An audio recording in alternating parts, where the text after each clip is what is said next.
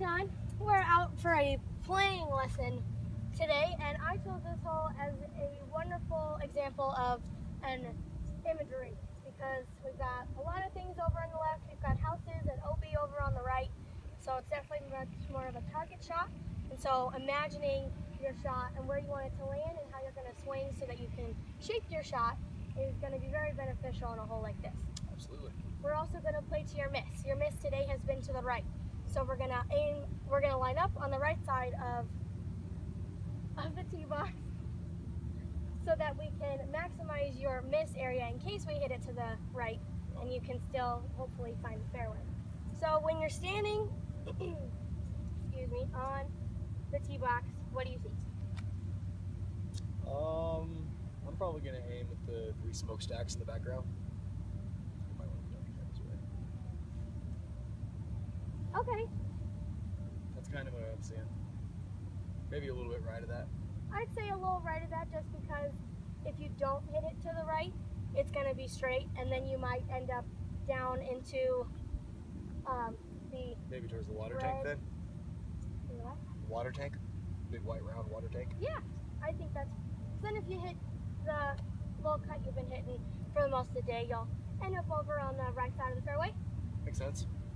So then from there, start your pre-shot routine and just imagine how you're going to swing and then where the shot will go. My best.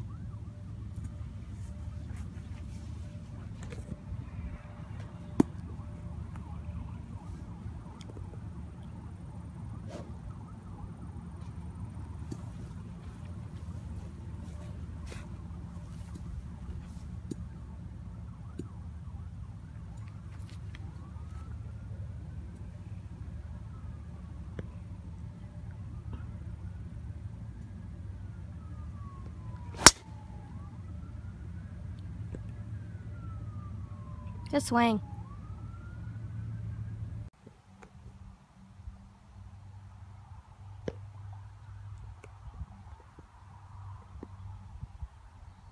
About 120 yards out after an overswing shot.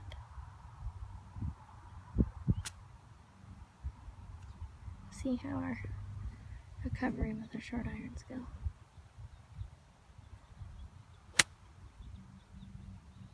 Be good. Ah! A little short. Short. A little fluffy. Another thing a bumper and run can be good for is when it's real windy. Say the wind is coming at you, and again, it could be like going uphill. Right. Sometimes playing in the wind feels like you're going uphill. Sure. Because you just don't know how much it's going to kill the golf ball. Sure. Whether it's as tall as me or if you shot it 10 feet with a flop shot into the air. Sure. So becoming more confident with that and more comfortable with that is something that we can definitely address, that you can use it in more avenues than just, oh, I'm going uphill, so I should try and do a bump and run. Okay. All right, so change your club, get a 9-iron. 9-iron? I feel like 9-iron's probably pretty good if we were, you know, between 40 and 50 feet away. And we'll pretend it's very, very windy. Okay. So let me see a couple of your bump and run.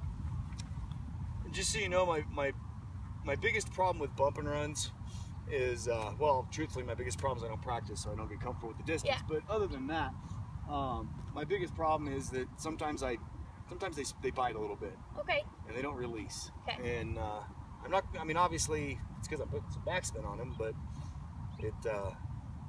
that's usually my miss. Or just catching them a little fat.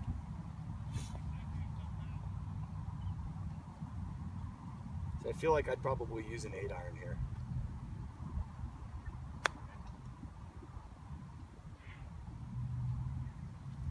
Definitely harder to read, but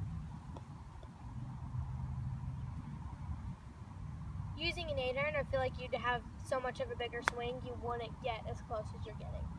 makes sense.